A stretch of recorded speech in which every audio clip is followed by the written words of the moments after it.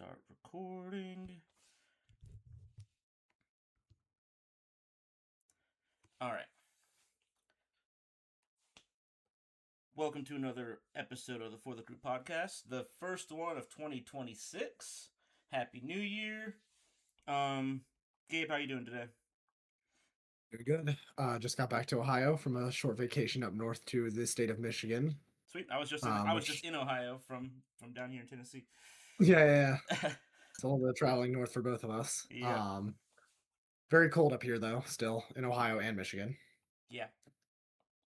Yeah. I was up there for 3.5 days. It was good. Yep. We did like a late Christmas.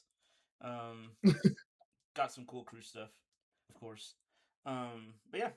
While I was up there, though, we got an announcement that we have a new head coach now for the Columbus Crew.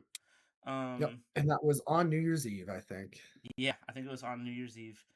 He made an announcement in his suit and bow tie, and The saying bow tie was needed. yes, yeah. That's how I was like, okay, this guy's classy.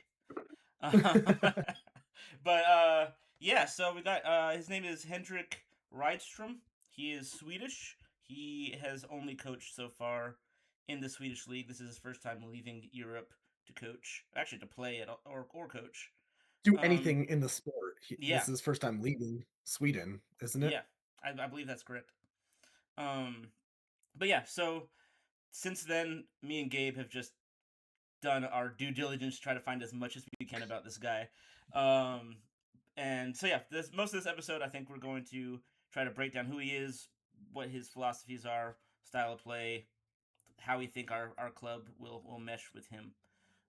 Yeah. So I will say also there are some rumors about players coming in and out. We'll mention that maybe towards the end, but this is going to be mostly focused on Rydstrom. Yeah. So this is Sunday, January 4th. And so when this comes out tomorrow, we might be getting some more news on some transfers in and out. We don't know. But Yeah.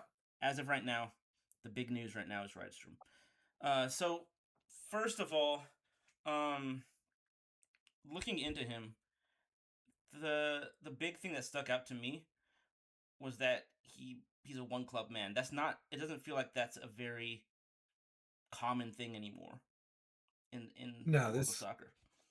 yeah, and even in all of soccer in Mm-hmm. general, this guy has been at he served that one club, what is it, Kalmar FF, Mm-hmm. um, which other people might know more than I do, but I have no clue of anything about them. Yeah. But he served them as a player and as a manager. He spent his entire career there until just a few years ago.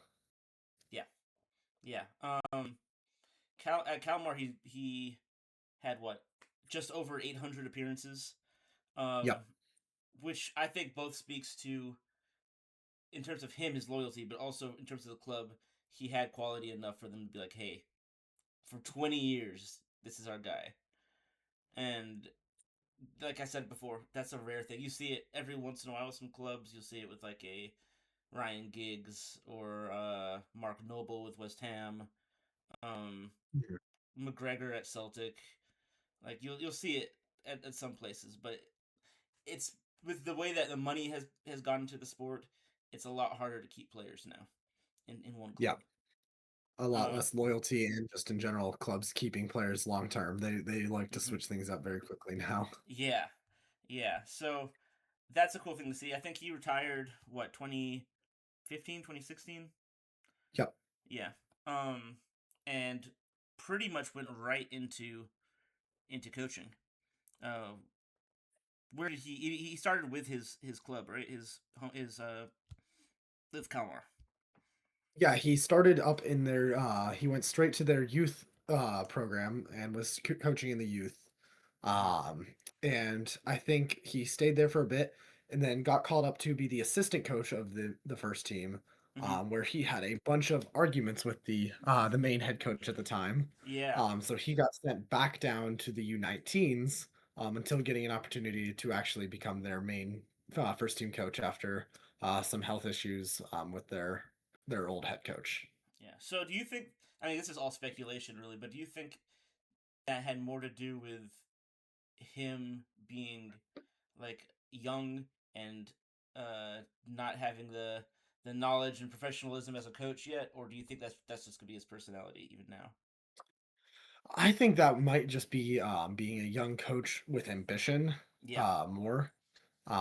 Which you like to hear, that he was just passionate enough that he wanted to make a statement right off the bat. It was already questioning authority a bit. Mm-hmm. For for a new coach, especially when you're in a kind of a situation like Columbus, I think that's going to be something that you're going to look forward to.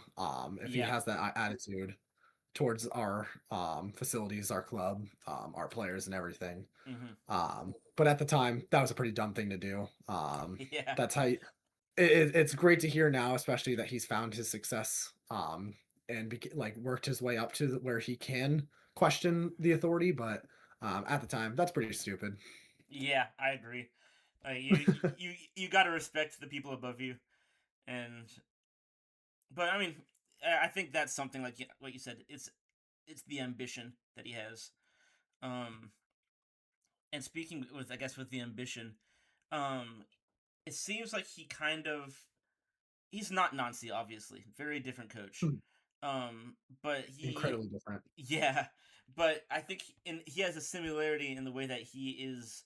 I guess the buzzword that's being used is relationism in the way that they go about how they want their players to connect with each other and uh, yeah, just the way that maybe they set their teams up differently, but they are both in the same boat in terms of wanting their players to have strong relations with each other. Um, but yeah, so going from there, another thing I really thought was interesting with looking up was that he did challenge a lot of the ways that training was done in Sweden. Um, he was challenging how long their work days were. He was challenging how they prepared before games. Um, Yeah, and it almost which felt you got to like, say. yeah, go ahead. I was gonna say you gotta say feel how that's a bit interesting from someone who spent all of his time in Sweden. So he never went Yeah, elsewhere, never yeah, practiced elsewhere, never coached elsewhere, and yet he's already taking this step of towards a different country style or a different continent's way of doing things. He mm-hmm, just was just like, yeah, you guys are just not doing something right. yeah, um, yeah. So I guess with that, I think that's gonna work really well in the United States. Mhm. Um, and I saw an interview he did. Well, I read an interview he did where he kind of emphasized on the idea that there are a lot of cultures here. There's a lot of different ways of doing things here, and that is uh, almost like a benefit to him coming in and wanting to do things differently. He's like, Mhm. this is a country where that's almost encouraged to be an Yeah. individual and be able to do things your way as long as you find success with it. People are okay with it.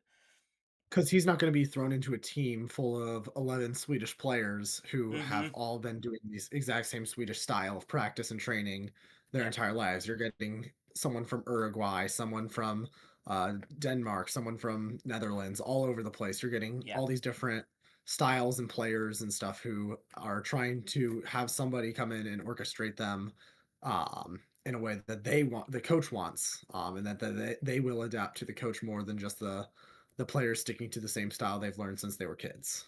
Yeah. And honestly, we'll go into this a little bit later, but I think that's something that this current squad's gonna do respond really well to. Mhm. Um, it's something that we we had a lot of guys who are okay with being flexible, who are okay with learning new systems, um, and are coachable. I guess is a good way of putting it. Yeah. Yeah, And important thing on Rydstrom? Rydstrom. Yeah, Rydstrom, it's gonna take me a minute to get that name fully down, but yep. is how his emphasis on youth as well, That's in a so. club. I So love that. Yeah, go into that. yeah, one of the things that we've seen in his patterns of the clubs he's coached at, is that he very much emphasizes on bringing the youth and the younger players, giving them a chance to play, and Hmm. getting them the opportunity to play his style as well and show what they're capable of. Um, and I think I can speak for every crew fan when we say that we have one of the best youth systems in MLS currently, Yeah.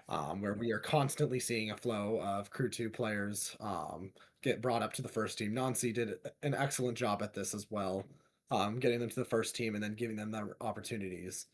Yeah. And we're going to talk more in the future on this episode about some his style and stuff. And there's one youth player I think is going to get a lot of play time Yeah. uh, in his style with how Okay. he likes to use these kids. There's a little nugget for you guys to stick around. um, I also was seeing some things about him personally where he is like really big into different cultures, and he's really big into like he in a Swedish magazine he did like music reviews, and and he has a what he has a was it a is it a art degree. um Yeah, yeah, and so like he's not your stereotypical football manager. I um hope that brings him to Columbus too, and just makes him very much a like a local coach. Goes to events around the city. Doesn't yeah. need to be holed up in a penthouse, only going to the hottest events in town, the Hmm. private clubs and everything. I hope he's like the guy you see walking around the art museum or going around to festivals and stuff too. You Yeah. never really hear that much about coaches on the MLS level anymore. But that'd just be a nice thing to have. No, I agree completely. um all right, well, you want to kind of dive into him tactically a little bit.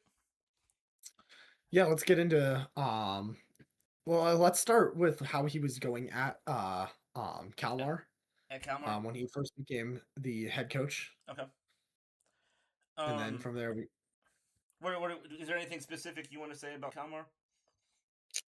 I would just kind of mostly talk about how that's how he started Yeah. a team because I think he was the caretaker of Kalmar Yep. for a brief stint when the head coach had to go. Hmm. And he was apparently getting okay results there. Nothing too spectacular. Yeah. Um, and in his he didn't really get a full chance to really implement his tactics either. And he very quickly got an offer at what is it, IK Sirius or whatever. Hmm.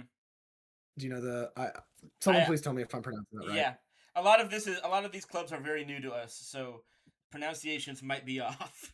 Yes. Yeah, Yeah. but he went to IK and started coaching them after that.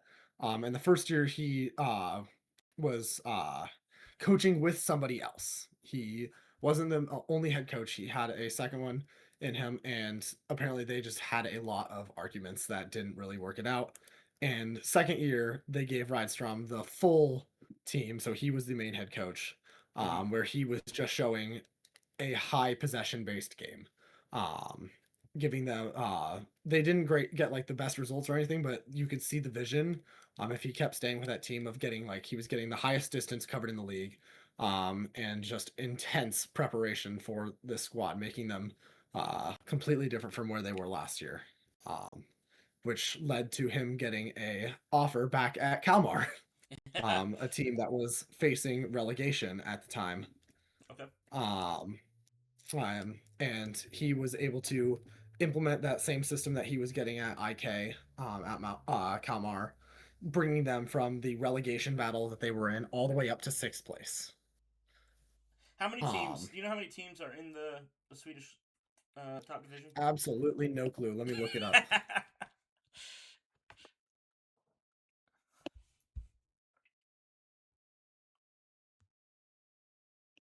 I don't even know how to pronounce the name of the league, the Allsvenskan or whatever. But there's Allsvenskan, yeah. 16 teams. 16. Okay. Oh, that's good then. And I'm guessing relegation's what, one or two teams, or is it three? Two teams. Two teams. Yeah. And if I'm reading this right, Kalmar is now relegated. Oh. Oh no. Yeah. I'm looking this up quickly. Quick little debriefing on where they are right now.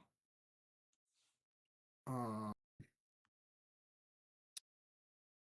let's see. They just got promoted back to the first league. Okay, so now they're Like promoted. Yep. yeah, yep, Okay, so I was looking at the last season. yeah. So they came in Um, second place in the second division there, and that's funny. So after he left, so it's important to say, so he took coach of them in 2021 and 2022. mhm, 2021 is when he got sixth place, and then in 2022 he had fourth place with them, where they had the most passes in the league and the most distance covered, only conceding 27 goals in 30 games, which so is phenomenal numbers. yeah, especially for a Um, team that's not a dominant team in that league. yep. I don't know if he won anything at that during that stint with them. Um, No, I don't someone think he can did. Yep. Yeah. But after those 2 years and showing unbelievable success from a relegation team, the one of the best teams in the Mhm. Swedish league, Malmo, um, asked him to take over as their coach. Okay. Um, and then he was there at Malmo from 2023 all the way up until this year, um, which I have less info on why he ended his time there. Um, But For yeah. while he was there in those 3 years, he was able to implement that exact same style, show high possession game. With and this is where he was starting to get some success, though, winning trophies. Um, Mhm. and I think he topped the league twice. They said Yes, he won the league 23 and 24. 23 and 2024. So Mhm. both full years he was coaching this team, he got them to the top of the league. Yeah. Um, he. I will say also about his playing career before I forget. Kalmar won the league one time while he was there. Mhm. In 2008, and he was the captain of the team at the time. So you could just put that feather in his cap as he was the captain of their best ever season. Yeah, Um, uh, truly a club legend. yeah, truly. Um,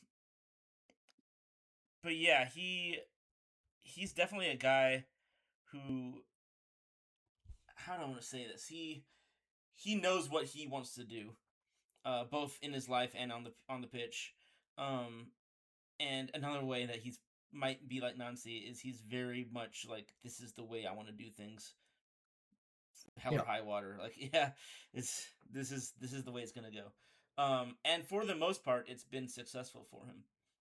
incredibly Um, successful. yeah, Yeah, as a coach, I mean, he's rarely finished below uh like bottom half of the league since he started coaching as a head coach. So, yeah, um that's just something to look forward to for us.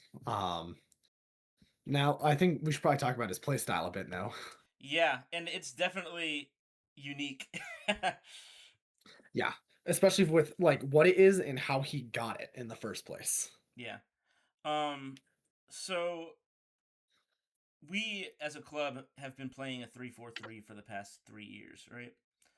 Yep, Um. and that's about to go in the dirt. Yeah, that's not really the way that he operates at all. Um. Mhm.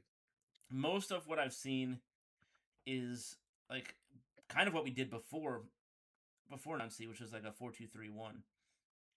Yeah, Um. I've been seeing 4-2-3-1 or Mhm. 4-5-1 Yeah. for preference Um. from him. And that's honestly more about how we structure defensively than offensively with him. Mhm. And again, we might this might even be a thing where he comes in and it's like, I'm trying some new things in Columbus. The things I did before might change a Yeah. little bit.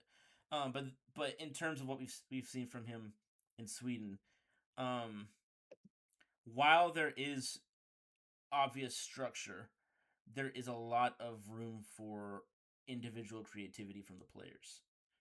Yes. Um, whether that's straying from your position, whether that's kind of being more uh, in the moment in terms of uh, interchanging passes, a lot of 1-2s, um, a lot of very tight spaces that they play in. He seems to he seems to really enjoy using a zone play style. So instead of having players stay in positions, he more wants them in the zone, depending on where we are in the field. And where the ball is, Um, yeah. Yep. And with that, he wants a like that word that we've been saying earlier, relationism between the players. Yeah. So heavy emphasis on having these players in their zones, which are very tight knit and close together, unlike previous zone style soccer where you see players very spread out, finding the open space. This one, he wants them very, very close, Yeah. um, Yeah, and I plays. I watched a few highlights, and there's times where in just the one section of them, like say the left side of the middle third, you'll have Mhm. 7 or 8 field players in that area. Um, Yes. or you'll have and the other side will be completely empty, and Yep. it's almost the antithesis of the way that soccer is played today. Yeah. Um, where and honestly, that's a thing that could disrupt defenses heavily because teams are built to be structured in whether that's like 4-3-3 is huge right now. Yeah. Where the wingers stay wide, um, but when the ball is all in one spot, there's 7 guys in one spot. Those players are going to have to move over to actually defend those players, and Yeah. that pulls their defensive structure out of whack. Um, yeah, and it's I haven't really seen. I mean, it's the Swedish league, so I don't really. I honestly don't know the level of like where they're at, and I don't know if it's he himself said coming to Columbus is a step up from Malmo. Um, and but I don't know if the quality of player is like lower MLS level or if Malmo would not do well in MLS or what. Um, Yeah. but with the structure there, it worked very well for him. Yeah. And I'd like to say I think that it's going to work very well in Columbus. Yeah. With who we got, and like you said, it's the antithesis of soccer. It's using this style of play that is incredibly attractive. You love to see a team that's using this high possession based game, getting up the field very quickly Mm-hmm. through a bunch of passes and stuff. It's going to be very fun to watch, I think, but you don't see it too often. Which is going to give us a new breakthrough in the league as well. Something that no team is going to know what to do against if he continues this. And we've seen many coaches, um, like wow, what am I trying to say here? Lost my train of thought. um, I'll let you find it. Uh, I I was looking up. Sorry, I was looking up the There's a coach in Brazil that Mhm. he has said he's drawn influence from, and I'm so bad at these pronunciations. Um, he was the coach at Fluminense in Brazil. Um, I can't remember his name.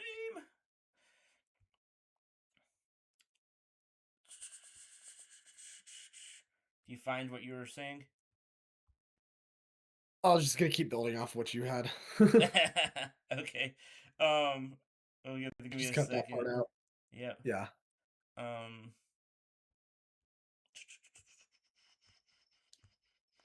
I don't remember his name. Basically, there's a coach in Brazil.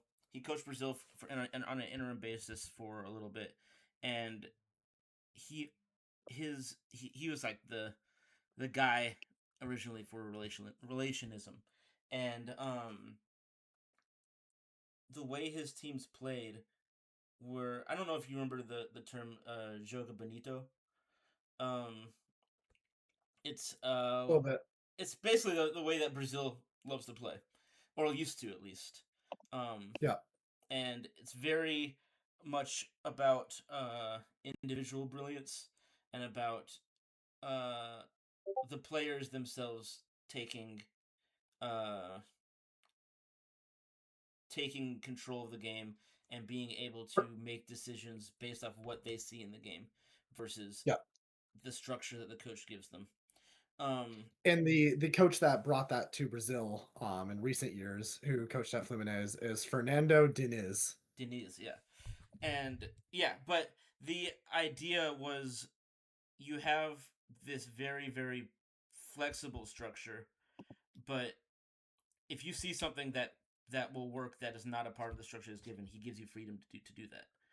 Mhm. Um, and from watching, this one thing that I I'm people will just call me an old head or whatever, but I've had this whole thing recently with the way that Guardiola's changed the game and a few other coaches where it's become very, very, very tactical and very structured and very risk adverse and all this kind of stuff. And then for me, it can help you win games. Maybe gives you a better chance to win games. I think that's kind of debatable, but it just took kind of the joy out of the game a little bit for me. Um, Yeah, in you're getting these. I think in the modern game with these highly tactical games, you're getting these incredibly boring games. Yeah, and And that's not yeah, one across the board. There are still very no. entertaining games, but There's very entertaining games, there's very entertaining coaches, there's yeah, entertaining styles, but you're getting these highly tactical changes though that are mm-hmm. making it less about these players. You know, you're not getting a Ronaldinho who just wants to play around with the ball, get Yeah, it over players' heads and get it into the box anymore. You're not getting Neymar risks. yeah. You're not Instead seeing a it's a JJ tactical build up. Okocha as yeah, yeah, Yeah, exactly. it's tactical build up all the way, barely get it into the box and score a goal in the most machine-esque way. Yeah. um Arsenal. Arsenal, yeah. Uh, yeah, but just going from that, like this system kind of feels like a way to kind of fight back at that.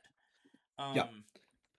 Yeah, And, with that, that's probably the only part I'm a little questionable on this coach coming to Columbus. Is the usage of creativity with players. yeah, Because I think currently especially in our attacking third, we have players who lack a lot of creativity. We still have not seen a lot of Wissam, mm-hmm. but from what we know, he's very much a number nine, Yeah, and a number nine. That's what he's meant to do: sit in the box and score us some goals. Um, yeah, and Rossi benefits heavily from that, but he also is not the greatest at creating the opportunities to build into the box. And he needs someone to back him up there to get there into his most comfortable position, which that player would normally be Daniel Gazdag. And from him, we have seen little to no creativity to build into that final third. yeah. So that's the only part that I'm a little questionable on his tactics of. I think he will probably try and Mm-hmm. make it adapt to Columbus, but he's going to get hit with this lack of creativity in the final third. Yeah. I'm if going into some of our players. I do think a player like Hugo Picard or Max Arfston or Yes, Steven Moreira, I think those guys would thrive with absolutely this. excel in this. Yeah, I was going to get into a couple of those, yeah, but if we yeah, keep Mo Farsi as well, I think is going to do great. yeah, Especially when we talk a bit about his defensive styles, but on the attacking front, getting these creativity driven players, I think that's going to really benefit Shambo, Max mm-hmm. Arston, and Hugo Picard as the three creators in a sense.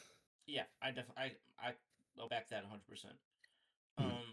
Honestly, even to maybe a smaller extent, but even like an Amundsen, I can see Yep. doing well with this. And This to is go into really the making me feel defensive like side. that left side is gonna be nice. Yeah. Yeah, For those who don't, who are like just kind of learning about this coach now, yeah, like we were saying, he plays these zone games, very close knit, and he loves the left side. Um, on his last team, I think like you look at their passing grid, and it is like if you're using my camera, it is over here. For those who are just listening in audio, it's all on the left. yeah. Um, I'll even I'll for a TikTok clip I'll even put like a graphic of it because it's wild. The yeah. pass map is Um, insane. Yes, and how he likes to do that is having these lanes, what people were calling ladders, is what I was Mm-hmm. noticing, or like an escalator, where he has these tight knit lanes, with of passing lanes, so he can pass to a player and immediately turn around, pass to someone else behind him, getting these very quick passing and movement up the field through possession, which is something we haven't seen a lot. But with that, he when he draws everyone to the left side, instead of having a push on both wings like we've seen through Nancy of having our left wing build up and then you have someone on the far side also building, he wants our fullbacks to check back and kind of play into a center back role to kind of build this funnel through the left side and having a Mm-hmm. defensive block at a diagonal to keep them out of going on the counterattack. Yeah. And with that, I think we were going to see a lot of success from, if especially if we're doing it on the left build. Steven Moreira is going to excel in that, and Mo Farsi with his speed is going to do amazing in that. Yeah. And I'm a little interested to see how we use Herrera, um, I am where too. I love his offensive capabilities, but in this we're going to rely a bit more on his defense, which will be a bit interesting. Yeah, I'm. This is nothing. No, not. I won't say it has nothing to do with this, but the fact that we are moving kind of away from the three back, five back, whatever you want to call it. Um, I'm interested to see how we actually utilize Moreira if he's going to, because I kind of feel like he's going back to a right back role. Yeah, I Um, think we got to use Moreira as the right back in this situation. yeah, I don't think he works in a two center back system. Um, but at the same time with that, that means we have three quality right backs, Yep. and that's not And going I to think work for them in terms of they're all going to want to play. I think yeah, I think it actually might benefit us a bit more since we're Yep. trying to play a right diagonal, go Yep. pushing up on the field. We're probably gonna use if Max Arfson's still playing that kind of like left back role, Mm-hmm. even though he's more of a fullback and trying to run up the field as high up as he can go. Yeah. Um, and he's gonna be probably one of our highest played players at all times on the field. Yeah. And I meaning honestly we're gonna wouldn't be have surprised if he moves up a little bit. yeah. Yeah. Yeah, but I think we're gonna kind of keep like we're gonna say we're gonna be using that four-man back, but how we're gonna play it and how he wants to funnel, it Mm-hmm. might seem more of a diagonal three center back lineup, Yeah. if that makes sense. Yeah. It's it's fun to talk about because it's something that I haven't seen before, Yeah, yeah, and no, this is completely new to me. yeah. Um, I when we were talking about the kind of the staircase, the elevator kind of formations, watching highlights of Malmo, I watched probably 20, 30 minutes of just passing uh sequences from them. Um, Mhm. it left a lot of room for a lot of 1-2 passes, which is not really a thing I see a whole lot anymore. Um, it was a huge thing in the 2010s with Barcelona. You know, the tiki Mhm. taka kind of Tiki one taka touch one. Yeah, style. Yep. yeah. Um, and and the thing, one thing I think is going to benefit us a ton is we have a group of players who know each other really well already. Mhm. Um, and so the idea of like you have that line of players, the idea of the third runner is huge now. Where Yes. um player one passes to player two, passes back to player one, Player and three is already good. player three is already on a run. Yep. And And on that style, I think yeah, the one player I really wish that we had during this era, new coming era, would be Aiden Morris. In that oh sense, for yeah, having this high pass tiki taka style, mm-hmm. it's gonna be a like you're gonna be wishing that we had Aiden there for that. You want somebody with high pace, Yeah, who can put up with this. And with that, I think Sean Zawadski is going to be that number one man. So he's going to be that first build up yeah, step through that because of how much he is able to move on the field and how quickly he can get from point A to point B and check back all the way back to the defensive back position when he needs to. yeah, yeah. And because of Zawadzki being like a Swiss Army knife type player, I think he'll thrive in this. Where I he, think this could not be a better system for him. yeah, yeah, because the idea of like interchanging in positions on the fly, Mhm. um, his anticipation, the way that he can read the game. Like I think this is going to work out really well for him. Yeah. Okay, before we continue on with this, I actually just had a question that came to my mind. I want to get your answer. Who Yep. do you think might struggle in I this? actually was gonna go on right into that next. Oh, okay, awesome, perfect. I got two players in general that I think are not gonna work in this system. Okay, Um, Number one, um, uh, totally just blanked on his name, Rudy Camacho. okay, We just re-signed Rudy Camacho, yep, a 33, 34-year-old center back, um, who is very much prefers to sit in his center back role and not do a lot of movement with that. He is your old school defender, yep, gonna sit in our box and defend. And now we're moving into a high possession, high passing, high intensity game. Older players are not going to work in this. yeah, yeah, Um, yeah. I'm I'm really hoping like, and this is not a knock on Camacho. I think it just comes with the injury and the age. yeah, But I really hope he's not seen as a starter this year. yeah, Um, which I think also means we probably should be looking at getting another center back. This month. yeah. I think sadly we signed him early before we knew our head coach situation, Mm-hmm. and now we're going to kind of get a little messed up by it. Yeah. Because as of right now, it we don't really have center backs in this club. Yeah, We have Chibirko and Camacho and Ruvalcaba. yeah. Um, of And course, like then Amundsen and Moreira are converted center backs for 3-back system. They're in a 4-back system. They are fullbacks. yeah, I think our defense is going to be kind of the biggest switch change ups, getting some new young center backs who are able to keep up with the pace of the game and uh kind of I love to glaze my team Tottenham, of course, but you want someone in the system, you want a Mickey Van de Ven, someone who can run all the way up the pitch and be back to defend in a system. All you need is the Um fastest defender in the world. That's it. yeah, yeah. But yeah, no, somebody with some youth, some speed to them to Yeah, if they need to progress the ball in a 1-2, just keep pushing up the ladder with somebody else. We need someone who can do that. yeah. And another player I think is going to struggle is Lassi Lapalainen. Oh yeah. Yep. Just from what we saw from him last season. Is Lappanainen? He Isn't he gone?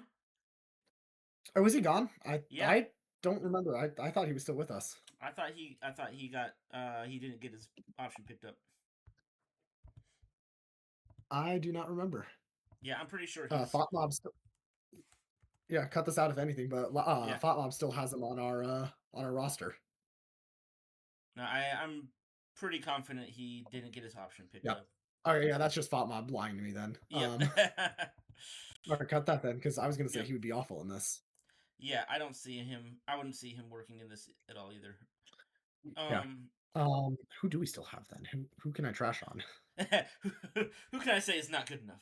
Um, Yeah. No, actually with that though, I think everybody else will be pretty adaptive. I'm a bit interested in how Herrera, like I was saying earlier, is mhm. gonna fit into this. Someone who loves to attack on the right wing and be an option for the attack, but here he's probably not going to be used as an option of the attack, and we more want him to check back as a defender, um, unless an opportunity arises where we need him. I'm interested to see what we're doing with the center mids. Um, Mhm. with no center backs, Zawadzki's probably going to stay back there unless we sign a center Yeah. back. This all it comes down to: are we going to sign more players, which we need to. Yeah, to be fair, he did just get put in charge, so Yeah, give him a week or two. yeah, Hopefully, we definitely, see yeah, some movement towards players, though. yeah. I'll be very surprised. I think he even said that he likes the squad, but it needs reinforcements. Mhm. And um, I because the idea of Zawadzki, I would love Zawadzki to go back into the midfield. Um, Yeah, and I would, and with Nagby gone, and but with the center backs being where they are right now, it just leaves us in a spot where with the current squad, it, we're thin mhm. in the center of the field. Um, I think it's also our center field is going to rely a lot on how we're going to end up using. Hugo Picard and Dylan Chambeau. Yeah. Um, if we choose to keep those guys as our future starters, and playing in the field, and even honestly, Taha Habrun a bit. Yeah. Are we going to keep with this youth here and build a full team off of these kids who were kind of just being used as backups to Nagby and stuff of Yeah. that, they're there, but they're not meant to be the main guys yet. I But are I we going will to try to say use them as the main guys? I think if Rydström put some faith in Habrun could do really well in this system. Mhm. I I think like all three of them in the system. I think Picard, Habrun, and uh, Shambo have a great opportunity to thrive here. yeah, I agree. Um, I agree. I'm just interested to see if he uses them as those, build the midfield off of those three instead of getting somebody else to build the midfield of. Yeah. Um, you mentioned when I think it was when he was at Kalmar that they had the most distance travel, like distance covered. Yeah. Um, do you think we have the roster to do that? Because I Yes. know, like, yeah, I mean, I know, like, Picard can run for days. Yeah. Um, Picard has infinite pace, yeah, which we love. Max Arston also just loves to run. Mo yep, Farsi loves to run. Herrera loves to go up and down the field, but he needs subbed off at some point. yeah, Um, we got these. Moreira loves the left wing as a right back. yeah. He's everywhere. Sean This, Zawadski is yeah, just going to keep tackling people twice his size and running past them yep, like it's nothing. We got the players for this. yeah, This is what you want, is to get this team, and he's probably just going to whip these guys even more in shape. yeah. Focus on their running, build just a whole team of young Aiden Morris style runners. And yeah, I think we definitely I have the roster whenever for it I now. think of like the guys who just can run for days, I think Frankie Haydock. He's Yeah. just yeah, players like that who are able to, are like, I'm going to fight for the team, and I'm not going to stop. The Yep. only way I'm stopping is if you sub me out. And And I think that's Sean Zawadski right now for us yeah, as the definitely. main guy. Hugo Picard as well was getting there in the Hmm. in the playoffs. Um, yeah, we got the roster for this. Yeah, I think a big thing I want us to look out for um, with that and the running and everything is injuries can happen. Um, Yep, I and could talk about that for days. yeah, and we had a lot of issues with that recently. Yeah, And I'm I don't I mean I'm really glad that he's coming in now and not mid-season mid-season. or a week before the season starts or something. He's coming. Yeah, He's been put in now before the players have even come back for preseason. this is one of those coaches that you want to just take the team out to Pachuca and say, hey, this is where we're training. You're doing Yeah, mountain training. Uh, yep. get your stuff like that. Just You don't want drink you the want just water. some ridiculous. But yeah, so there's that.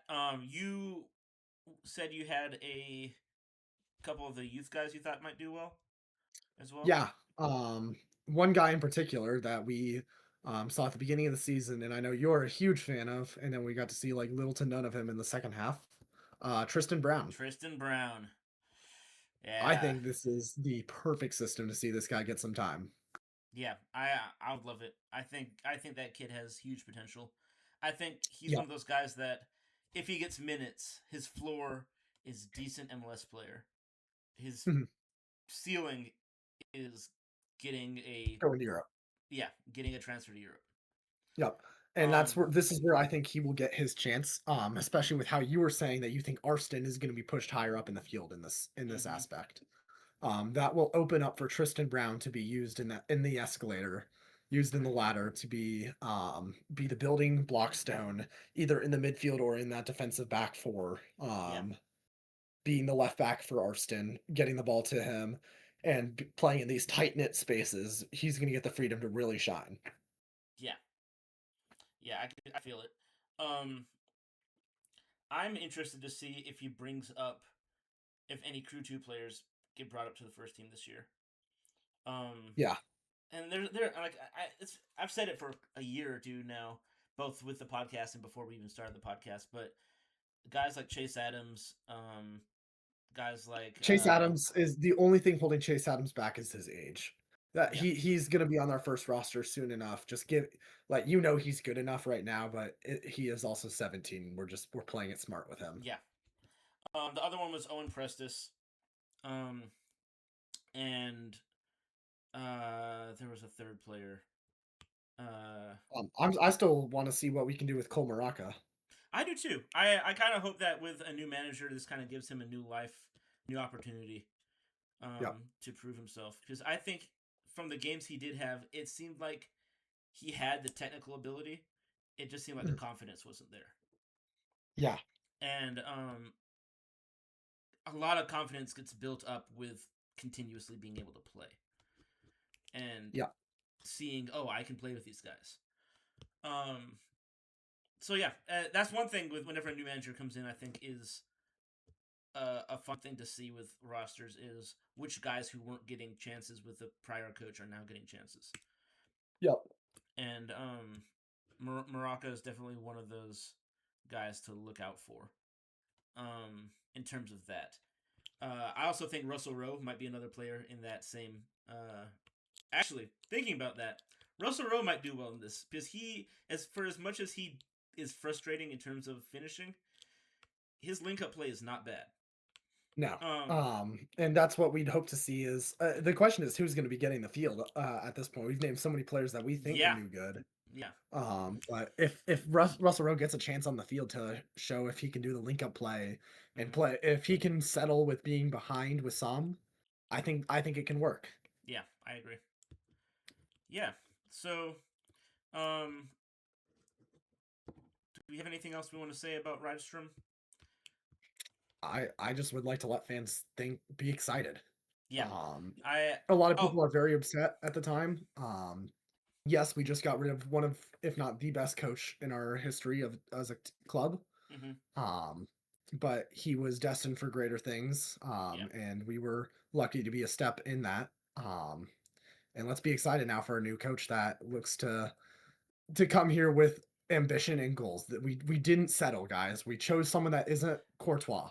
I was just about to say, for a while it looked like okay, the guy's gonna be Courtois, and then it came in with the Russell Martin thing, and I was like, this isn't better than Courtois, and and then Yeah, and then it, I swear the rumors of Rydström started and he got signed in like a 48 hour span, yeah, and I'm much more excited about this than I would have with either of those other coaches. yeah. Um, yeah, I did see he's bringing two of his staff with him. I don't know Which much about those guys at all. I was just gonna say fine with that because we have no staff right now. Yeah, I mean we lost two guys with Nancy. His other assistant coach is now the head coach at St. Louis. Um, yeah, so we needed staff. I think we have our same goalkeeping coach, and we have one of our analysts still. And other than that, it's a different staff. Yeah. Um, yeah, so I think the players come in this week to start preseason training. Let's should we mention Moreira at all? Yeah, Where we he can was we just can. spotted. Yeah, I was gonna mention that after finishing with Rydström. We can talk about it right now. Moreira was uh, seen at the Celtic game against Rangers Yeah. this past weekend. Um, I don't really know how much to put stock in It's with that. Yeah, it's a bit interesting just because Moreira is one of those players that Nancy did say, like, he would want Moreira Yeah, if he were to take any of the crew players. You saw the rumors of Wissam, you saw the rumors of Rossi. yep, I didn't believe those in a second. yeah. But the second that it was Moreira, I'd be like, yeah, I can see Well, and Nancy wanting to bring yeah, him. the thing too is Celtic is I'll say this right now for if there is any Celtic fans listening.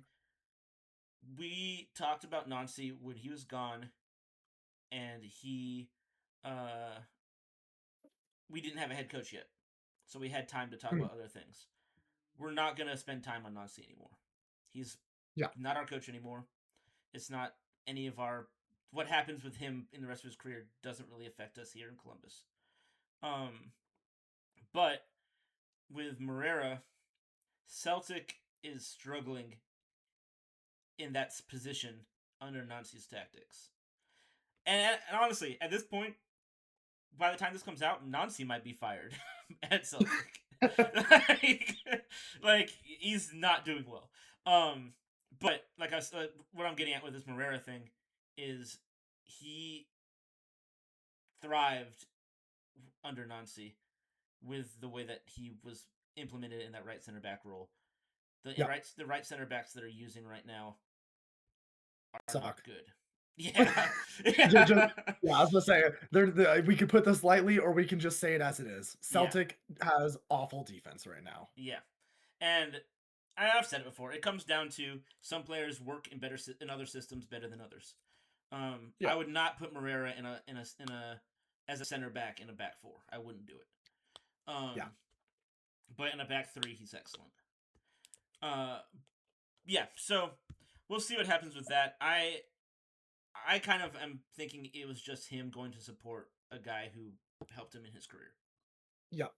French to French Yeah, French player to players. coach. Yeah, exactly. Um, Hoping that's it. yeah. Um, and honestly, I saw a lot of Crew fans saying that they think he's going to be the captain of the team this year. And if he leaves, I'm not really sure where that goes. I don't think it very easily could go to a Bush or Camacho, but I don't think that's the move. I always say give the young guy a shot. Give someone Give it to that wouldn't normally Zawadzki. just like. Yeah, that's what I'm saying. Yeah, give it to Zawadzki or Arston, Zawadzki. someone with Yeah, some ambition. yeah. Wassam is too new. Dog's too new. Rossi just doesn't really have that bite He's not a to be a leader. coach. Yeah, No. Um, yeah, give it to Zawadzki, someone who can yell at the team. Give him the chance to be a captain, because that really that can help develop a player. yep, Is giving them the chance to be a captain. Show them let someone that wants to be a leader try and be the leader. yeah. Um, I'll mention a couple more. Uh, I guess you'd call them rumors. We're not gonna go super deep into them, but there is a defensive mid out of Israel named Sekou Bangoura. I made a TikTok post about him last week. Um, but he looks like a very good defensive player in the Israeli league.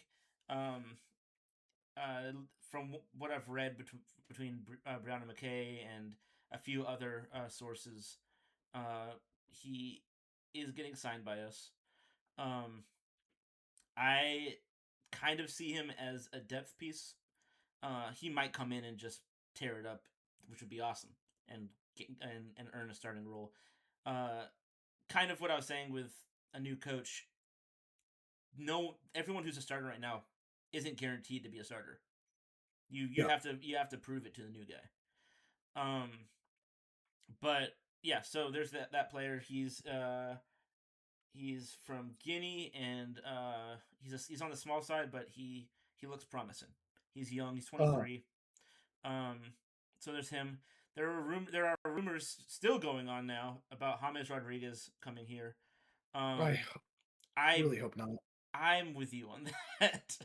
Yeah, uh, I think Rydström basically negates all of those rumors. Why are you going to take a what? How old is that guy? 38 or something? no, I think it's like 34. I can't Oh, remember okay. exactly, Okay, I feel like he's been playing but like not since I he was plays born. like he's 38. Um, Yeah, he can't run. We don't yeah, need that. yeah. I honestly still think he's living off of the 2014 World Cup, where he was a monster. But he is one of those players that very much feels like a guy who plays differently for his country than he does for his clubs. Mm, He is a very uh, he's a skilled player. He's very technically skilled, but I just really don't. I question his motives with moving to the crew. I yeah, I don't like that it move. feels very much like the player coming to the end of their career that wants one last paycheck, Yeah, um, and or is thinking, oh, I'm gonna be playing in the World Cup in 6 months. The World Cup's gonna be here. I don't have to travel. Like, and it doesn't feel like he's coming to Columbus to win things. no, he doesn't care about us as a club. Yeah. Either or he just really liked our atmosphere when he came to Leagues Cup last year. Maybe, who knows? But he also was invisible in that game. Yeah. Uh, and then there were rumors for a short time about Casemiro. I don't think that's happening. I think Um, that's fallen through. yeah, yeah, I don't think that's a thing. We Um, we I think all rumors in the past, I think you can honestly negate now, yeah, because we have a head coach. So now he's gonna be the one that's gonna do the scouting, like helping with the scouting, saying what he wants, and yeah, Isatal has to kind of adapt to that. That's something a bit different than what you see in the else of the world, but our head coach is going to have some say into the players. He's not gonna just let Isatal sign a bunch of randoms. He's not gonna sign a yeah. James Rodríguez. Um, He wants something different. I will. This is one more thing about the whole Celtic thing that kind of goes ahead with what you're saying. Um, but we're not gonna have a guy. At least I don't think. As much as Isatal has kind of frustrated me since he's been here, I don't think he's dumb. I don't think he's a stupid person. Yeah. And he's not gonna sign a head coach who plays a specific way and then give him players who don't play that way. Yeah. Um, That's why I think we haven't actually signed any real players so far. I think yeah, Isatal has been smart to wait, and now, like I said in our last episode last year, in 2025 was, first things first for Isatal, sign a head coach. Now let's look towards we've done that. It's time for hmm the next step now. Get the yeah, players he needs. yeah. Um, okay. Well, you got anything else for this episode? Nope, I don't think so. Okay. I will say we have gotten in contact with a Nordic podcast. We're trying to find a time to get them on. We might next episode. Hopefully, we'll have them on as guests to talk more about Rydström, give us some more insight from people who've seen him firsthand. Um, yeah, so look out for that. Uh, I guess we can say it now too. We are on Spotify. We're on Apple Podcasts. We're on Amazon Music, and we're now on the National Soccer Network. If you have either go to their website or have Roku, you can get their app there and listen and watch full video episodes for free. Um, yeah, so look out for those. We have our Discord. We are on TikTok. Our TikTok is less than 100 away from 1,000 followers. So if you have a TikTok, please follow us on there. Help us get to that 1,000. Um, yeah. So thank you for listening to the For the Crew podcast, the first one of 2026, and we will see you next week. Yep. Peace.